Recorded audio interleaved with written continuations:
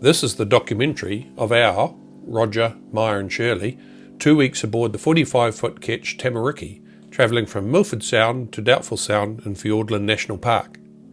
Tamariki is a 45-foot timber ketch owned by Peter Mortimer from Auckland. We have done a number of passages on Tamariki over the years, and in March 2022, Peter had given us an open invitation to join him and crew Colin and Akemi on their cruise through Fiordland. Colin and Akemi had joined the yacht in Nelson and sailed to Milford. We flew into Milford Sound from Queenstown on Milford Air's Cessna, with a grand flight over the Southern Alps, getting great views of Milford Sound.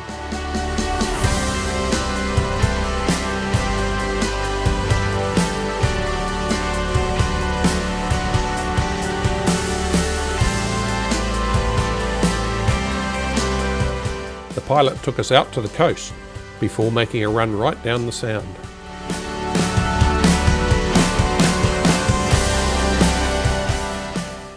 With a sharp turn at the head of the valley, we lined up Mitre Peak for our landing.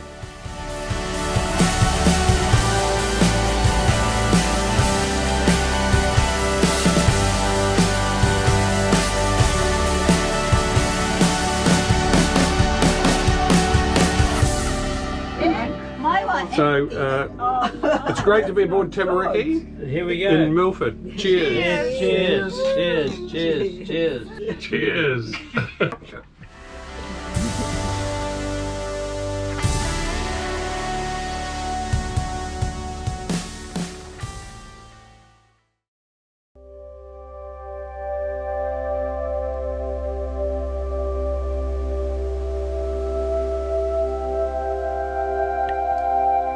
On a moody, misty morning after a bit of overnight rain, we decided a tiki tour of Milford Sound was the order of the day.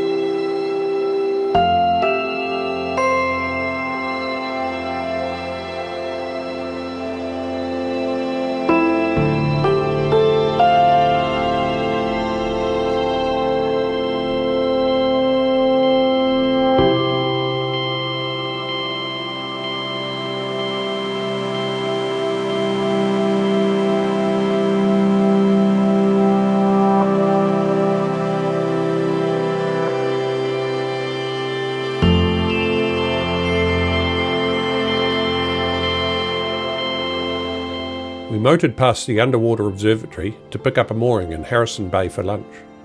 We couldn't visit the observatory without travelling on an official boat visit, so maybe another visit's in order. Still, plenty to look at on the surface.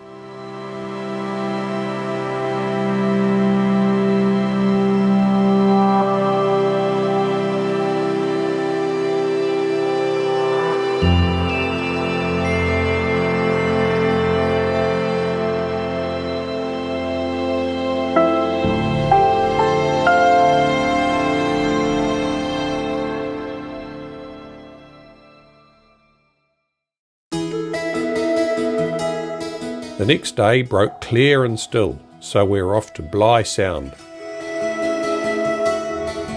At the wharf, filling up with water. Diesel not available because we couldn't get hold of anybody on a Sunday. As we head off to George Sound and the Milford Track water taxi on the shore with a couple of kayakers off for a journey.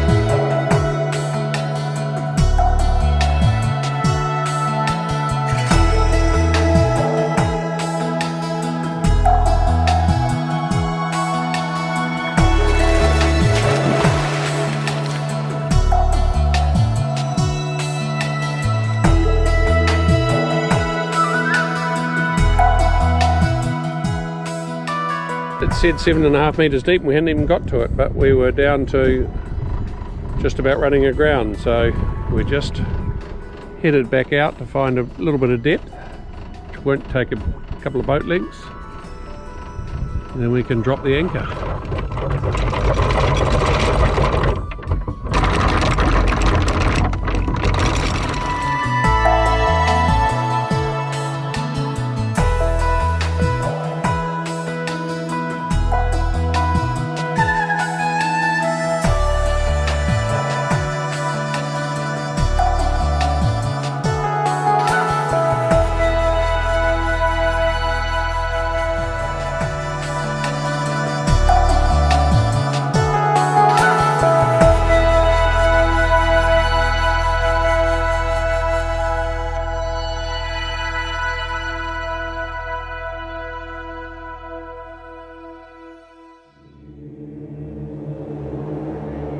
At 5 in the morning, the wind had increased, blowing down the valley, and the anchor alarm went off.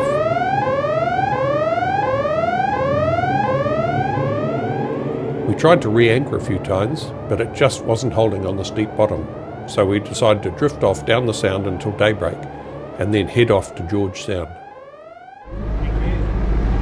Good morning, Captain. Where are we? We're entering George Sound. Colin and Roger have navigated their way wonderfully well after rescuing a night of anchor performance, which was stunning. It's blowing a gale down the sound when we had no wind along the coast.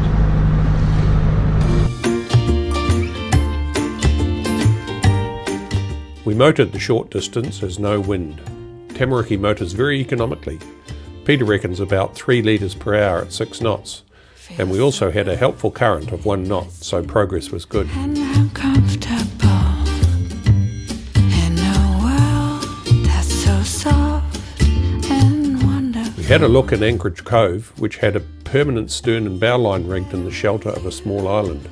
Beautiful spot.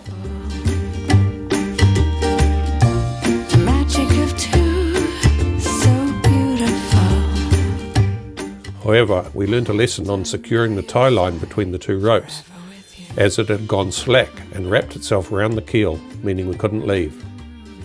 Time for a discussion on the best method to free ourselves. With diving as a last resort, we decided to cut the line, free it from the keel and then re-splice it. Colin applied his skills and we decided to move to the head of the sound. I see you and I know that it's gonna be the perfect day. Better with you. 2 yachts are in the bay, one from the USA and the other from the Netherlands. With no mooring buoy free, we anchored in about 15 metre depth and rowed 2 stern lines ashore. Every day's a holiday. Not a bad spot for a rum and a rosy sunset. Every day's a holiday.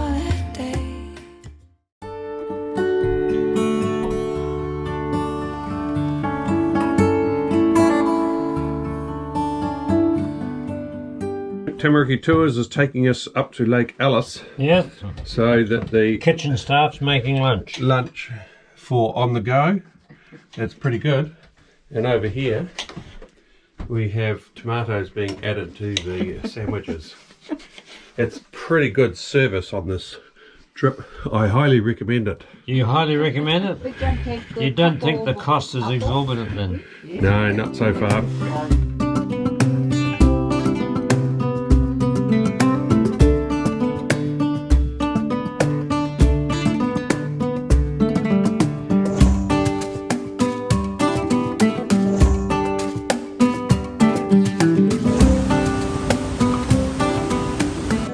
We couldn't find the track up the waterfall, or we chose the wrong side, one or the other. So we're playing it safe.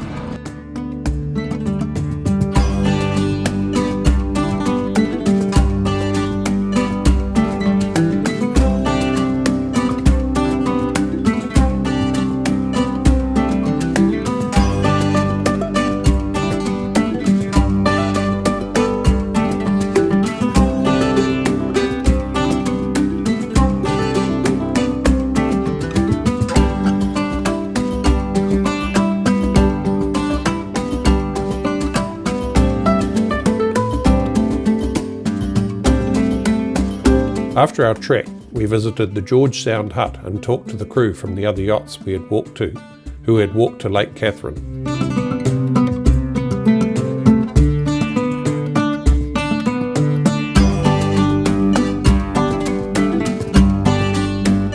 With full sunshine, it was time for a swim.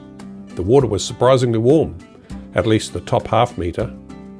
Time for sashimi with a tuna kindly donated by the Kaparan Taranui from the Bay of Islands. A magnificent evening with a stunning sunset.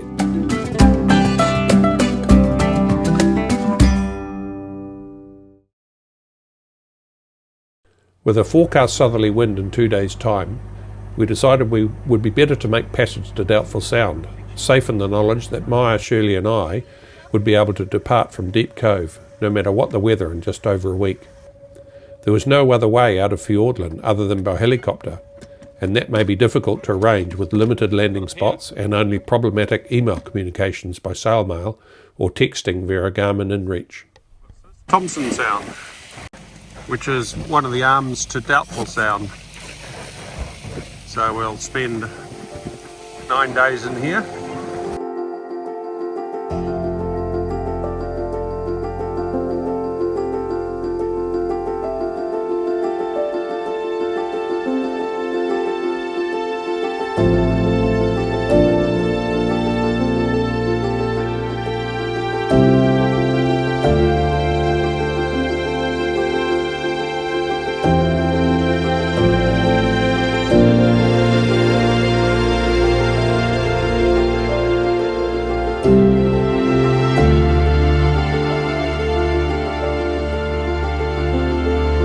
With a forecast southwesterly, we decided to head to the top of First Arm for the night.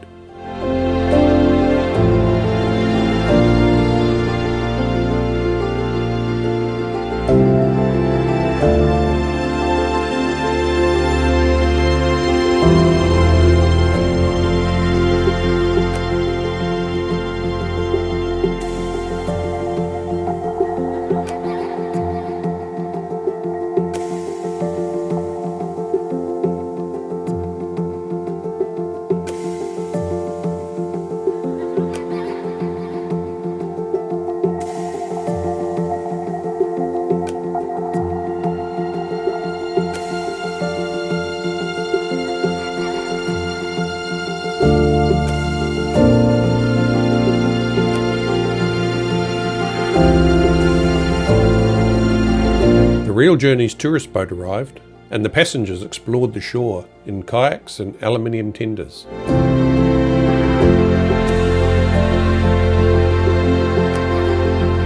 The driver of one boat was intrigued by the beautiful lines of Tamariki and came over for a chat.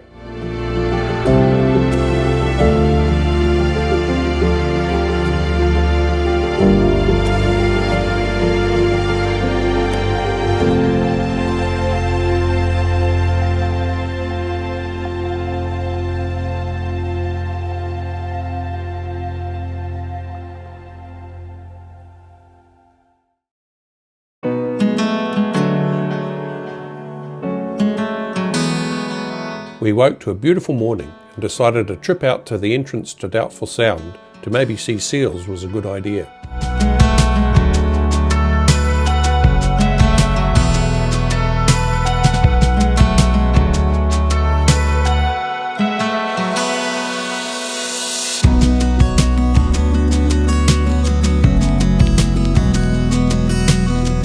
We had a look in to see the Blanket Bay Hotel, a place where fishermen can arrange to get supplies and fuel. No one home today though. On up the Bradshaw Sound to Gear Arm.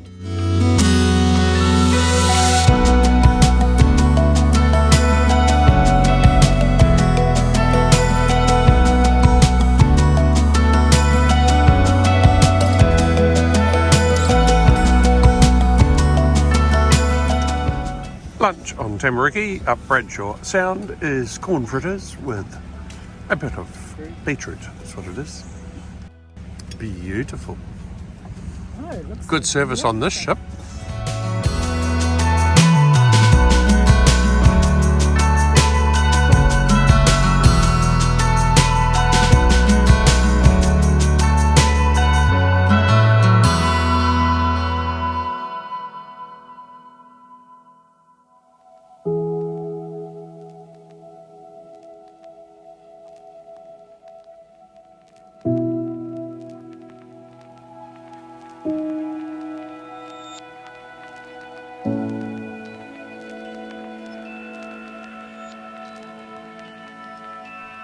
Another beautiful day, and we were off exploring Camelot River.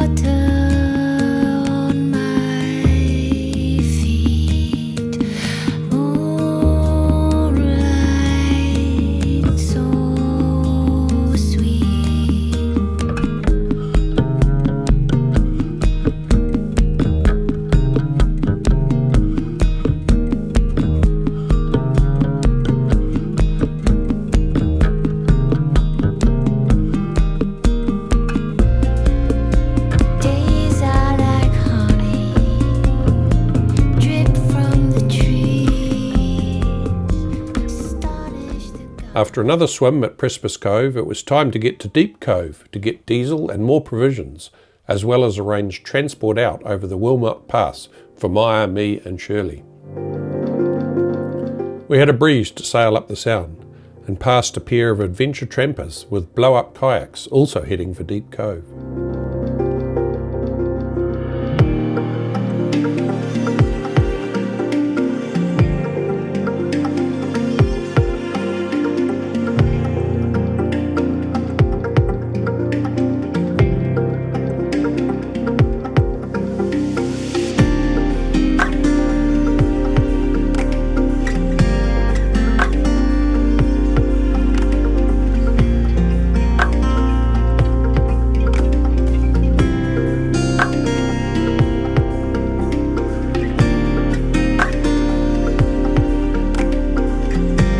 We picked up a mooring on the far side of the cove and had to dinghy ride over the fast-flowing Manapuri Powerhouse tunnel outlet.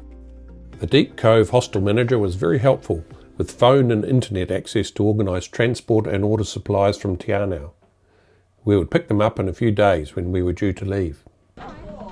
Filling up with fuel in Deep Cove, Doubtful Sound.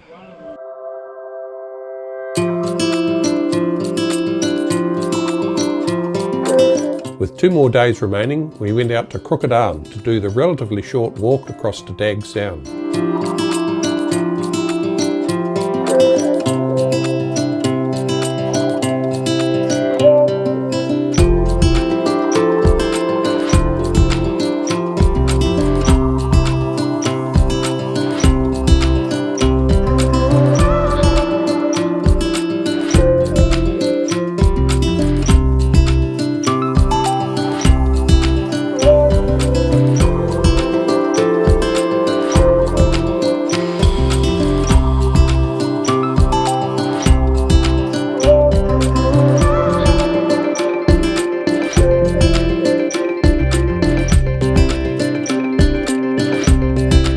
Again, beautifully calm conditions, so more flying was in order.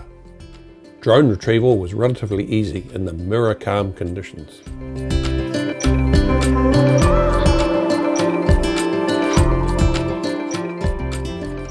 What can you tell us about it, Pete? What can I tell you about it? Yeah. They're just stupendous quality buns, that's all there is to know. And how long did they take to make from go to woe? Oh, well, it's 2 days. Yeah, there's a...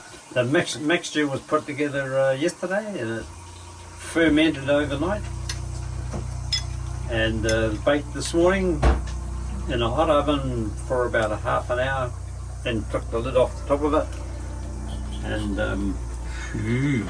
give it another 10 minutes and that's it. Lunch is ready. Yeah.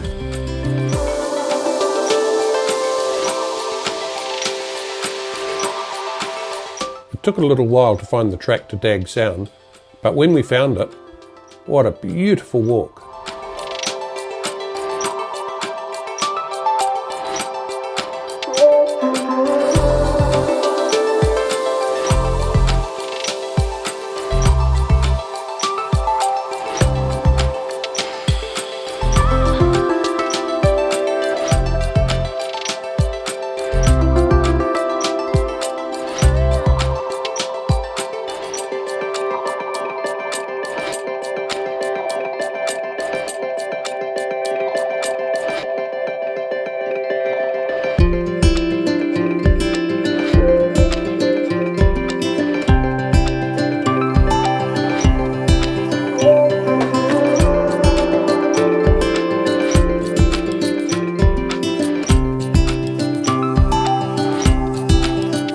Just under a mile one way, however it was a bit up and down over a recent slip, so you had to be careful of your footing.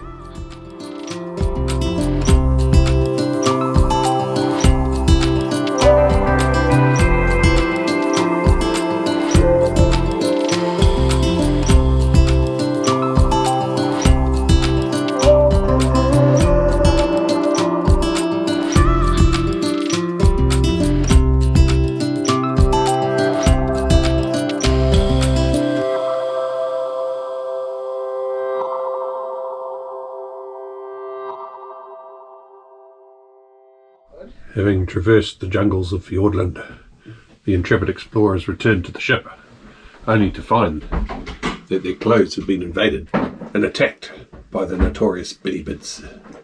And now the laborious task has started to remove one by one 10 million biddibids.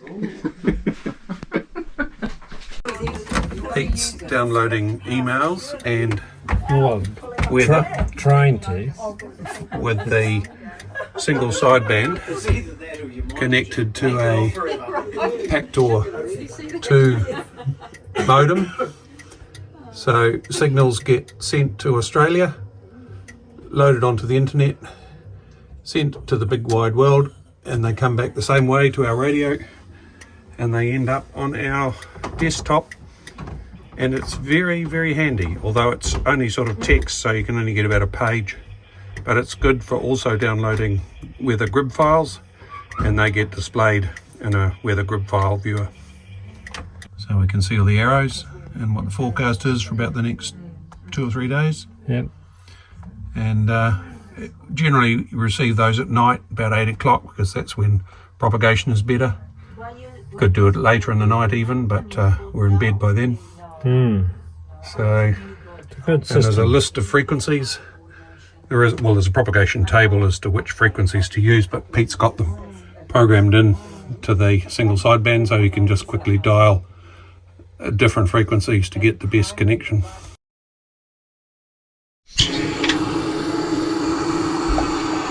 Fiordland friendly fire. Get the coil burning, keep the bloody sandflies at bay. It's a morning ritual on Tamariki.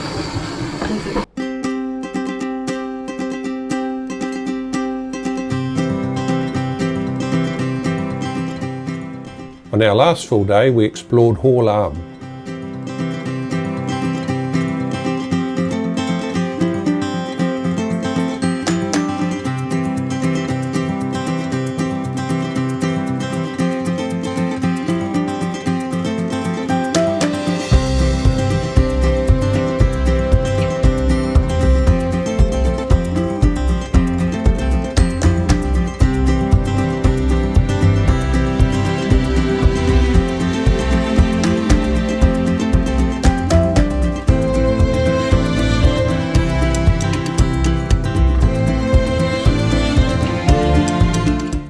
Probably the most rugged arm, with huge faults visible with the mountain sheared apart 10 metres, forming a waterfall in the gap. Made me think of the huge geological forces at play.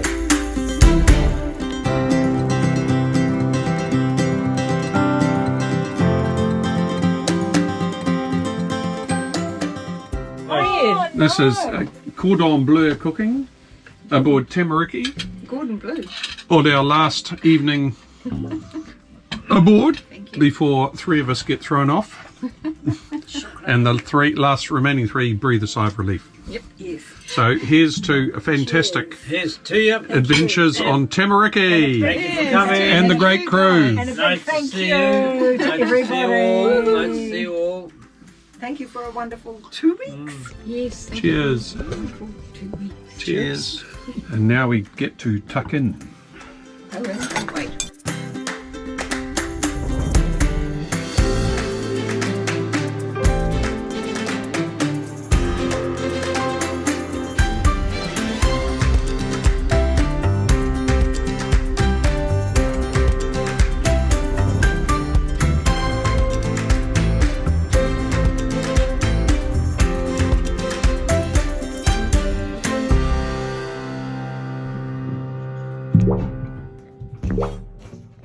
What?